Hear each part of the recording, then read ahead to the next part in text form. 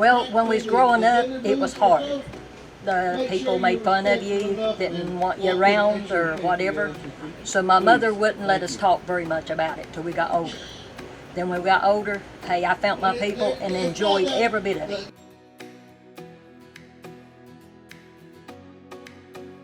So I have lived in the Low Country for over 30 years, and 3.5 years ago I started my career in real estate. So I've been exposed to many members of the community, particularly those entrepreneurs, small business owners, and I came to the realization that we lack representation, not only as a minority business, but as a Hispanic small business in the community. And over 90% of my clients are Hispanics, and most of them don't speak English.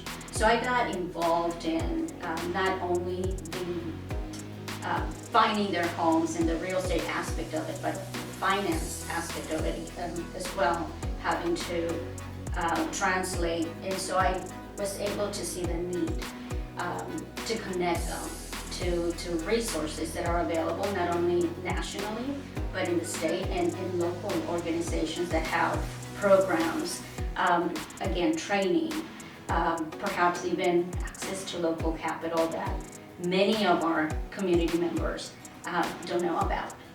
That's how it started. Low Country Legal Volunteers started 24 years ago.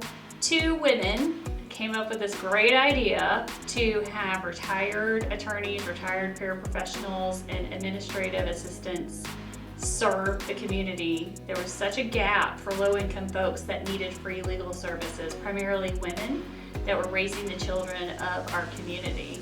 So Carrie Olivetti and Maureen Coffey came up with this idea, and here we are 24 years later. I was inspired to join this organization because of another woman.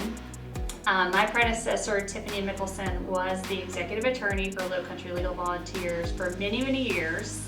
And I shared my personal life story with her in a social setting, and she literally looked at me and said, "You should take my job." So I did, and it was the right time of life for me. I was getting ready to turn 40.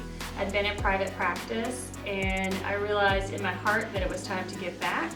And what better way to give back than to provide free legal services to local folks in our area.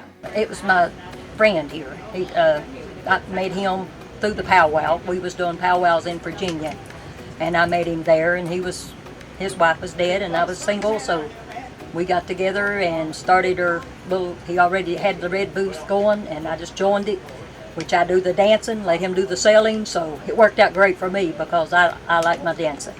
What inspired me to establish my business was it really came out of necessity. As I shared recently in a speaking engagement, my business was really born out of the recession. I was very young, and I thought that the job I was in is where I was going to be for most of my life. And life had a different set of plans for me. So I had to figure it out, and with the help of Pat Cameron from the Small Business Center at USC Beaufort, which is located just in the Hardeeville, Bluffton area, she empowered me. She empowered me to start a business, and so I did. And in 2008, Ashley Rhodes Events was created. A young woman, young mother, who was leaving a horrible abusive relationship. She had 3 little kids. She came to us and very bravely came to us to get legal services. We were able to get her the restraining order she needed, child support she needed, and also possession of her house so her and her little children could be safe and thrive and have a better future.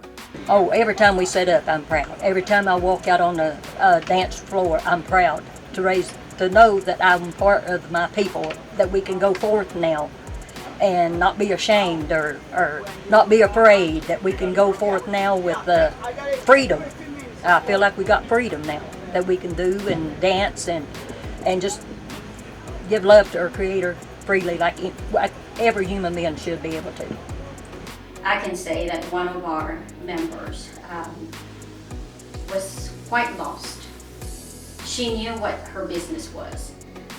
She had started it, but had no idea that a license or a retail license was needed for what she was doing. And so that's the type of impact. And it could be a woman or a man, but in this case, it just happened, and she's amazing. And she's being successful now, and again, is gaining that confidence that the association has given her to be able to establish her business the right way. And now she's just all over the place. When I started Ashley Rhodes Events, it was a baby business, and I was still learning myself. And so I started an internship program through USC Beaufort. And there were young ladies who worked with me as college interns who I am happy to say have all gone on to build their careers in events.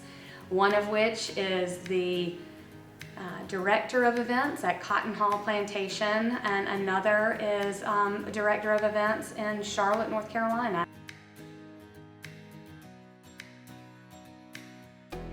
Go forward, push, talk, tell. Fight for it. It's not easy, but nothing worth doing is easy. And you're going to face obstacles. You're going to have to take risks. And sometimes you're going to fail. But it's from those failures that you learn how to succeed. And then you just grow and you build and you build. So don't think it happens overnight. I think when I started my business, social media really was not what it is now. And watching people every single day, you just think that it's easy and that it just comes naturally. And that's not the case. It's hard, but fight for it. You can be a good leader. You can be a great leader if you focus on the strengths and the ability of your team and you actually make them shine. That's how you're going to motivate, your team.